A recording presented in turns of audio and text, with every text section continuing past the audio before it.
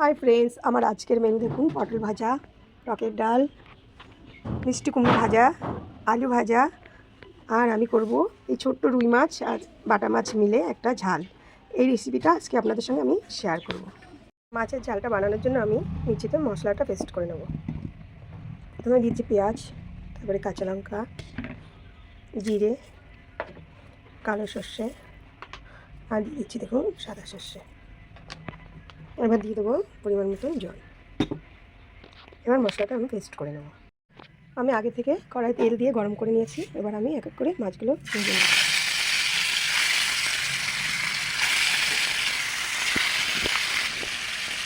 আমার মাছটা ভাজা হয়ে গেছে, আমি নামিয়ে নিয়েছি। এবার গরম তেলের মধ্যে দিয়ে দিচ্ছি আমি একটু কালো জিরা, আর দিয়ে দিচ্ছি আগে থেকে বানিয়ে নেওয়া মশলার পেস্ট।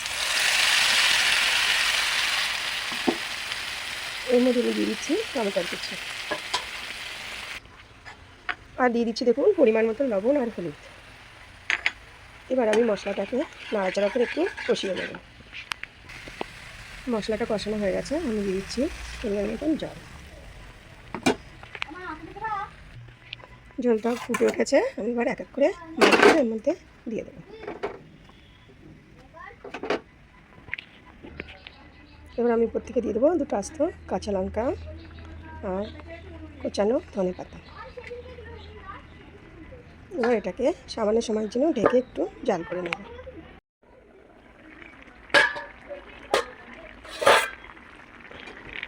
আমার মাছটা রান্না হয়ে গেছে, দেখুন কি সুন্দর দেখাচ্ছে। আমি এবার মাছটাকে নামিয়ে নেব।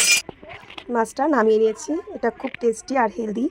আমি একইভাবে আগে একদিন মাছটা বানিয়েছিলাম, এত সুন্দর লেগেছে যে আমি আজ আবার বানিয়েছি।